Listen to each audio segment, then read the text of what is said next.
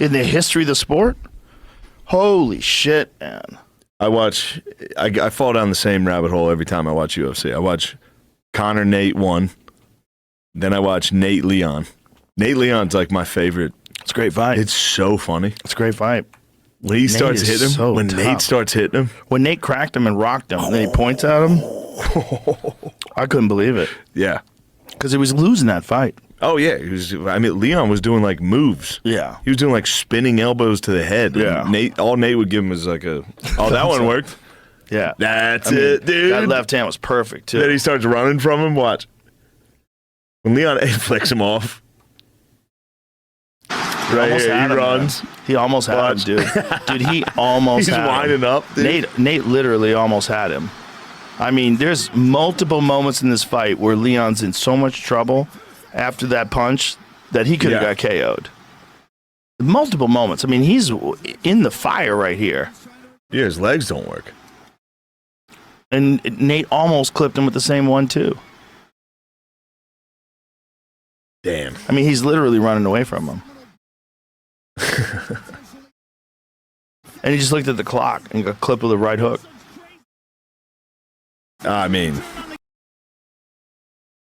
wow, this cardio. Him and his brother had the best cardio.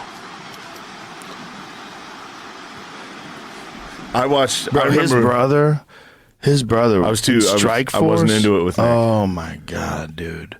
You want to see some wild shit? I've watched Nick versus Anderson. That's awesome. Yeah, that's great. When he's like fucking with Anderson. Yeah, when he naps on the ground. Yeah. That's great. But you got to go back to Paul Daly versus Nick Diaz. You want to see a wild fight?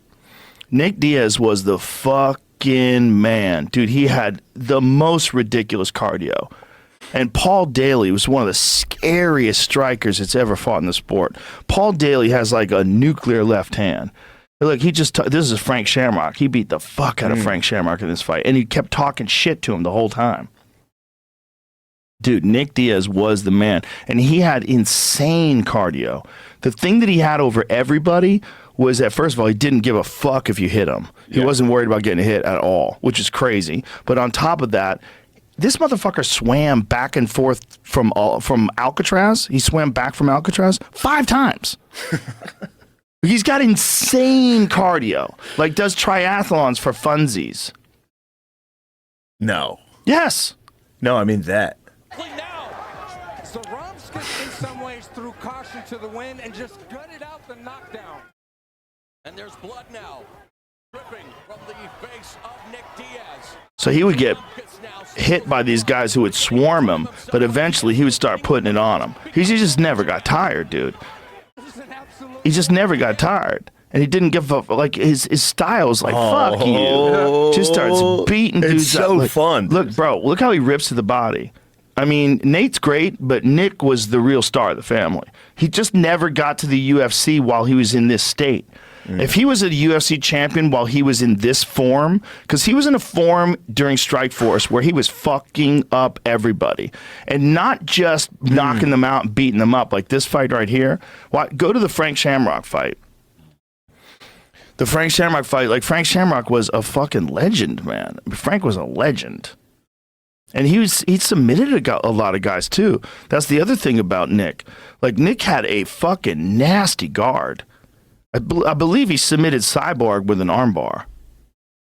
He was just a killer, man. Just a real killer. And the thing is, it's like he would keep talking shit to you and keep punching you, and you're getting tired. And he stays on you. And you just don't get any breathing room. Look at him. Constantly staying on you. And you got to realize how good Frank Shamrock was in his prime. Because Frank was like the original mixed martial artist, the original complete mixed martial artist. And here Nick's just beating him down. It's like a true changing of the guard. Like, Nick could just fucking, he had no chance. He didn't present any problems to Nick, which is just wild to think that a guy could do that to a guy like Frank Shamrock. That's how good Nick Diaz was when he was in his prime. He was just doing that over in Strike Force. And the problem was the audience was just quite a bit smaller. Diaz, and this is him versus with people is so funny in this sport. It's such a crazy sport, and then there's a dude out there like flicking you off. And this guy was this is Scott Smith. This guy's a dangerous fucking striker. Super dangerous. Knocked a lot of people out. Knocked one of my friends out. This guy was a fucking killer. And Nick just beat. He knocks one of your friends out? He knocked one of my friends out. You guys just having fun? No, they were in a UFC fight. Oh. But this guy was super dangerous. Like this is another guy that just had ridiculous knockout power and just tough as shit. Oh. But you're just dealing with a guy in Nick that literally never got tired, was as game as they came, didn't give a fuck, just in there having fun. Dude, he had one of his fights overturned because he was literally high while he was fighting. So the Gomi fight. So they said no. They overturned it because it was in Vegas. They did something like they overturned the decision because he was high. Tested positive for weed. He was fucking high. I was like, God, that's out there that's not good. UFC. It's not going to help you in a fight. I bet it would. I mean, maybe for them, but I'm saying it's not like a. Find Nick Diaz. So good. Nick Diaz. I think it was Gomi. I think it was Takanori Gomi that he submitted. Pretty sure it was Gomi because Gomi was a super dangerous guy from Japan who was a baseball player that converted into fighting, and he would throw a right hand literally like a fucking fastball, man. It was crazy. Yeah, so Nick is putting it on him, but Gomi cracked him. Gomi cracked him and hurt him at one point in time, and he got like a big cut over one of his cheeks. Everybody's so tired fighting these dudes. Yeah. Well, this is how Nick would do people. He would just put it on them. No, you got to go a little bit back up so you see what happened. Right there. Yeah, but this is it. Just go right here. So what happened was Nick was putting it on him, and Gomi tried to take him down, and Nick put him in a go-go plata. Did they not show it? Oh, here it is. Oh, they're going to show it here.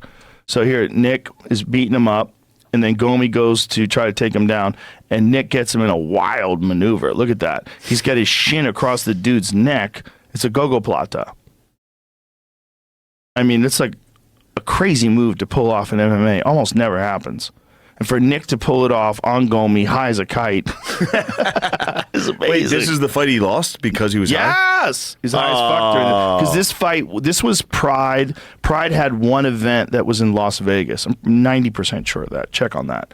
I believe that fight was in Vegas, which was the problem. We out of beers? Yeah. Yeah. Well, we should probably wrap this up anyway. We got to get out of here. All right. We've been here 3 hours at least. Really? I think. Yeah. Right? Give or take. Yeah.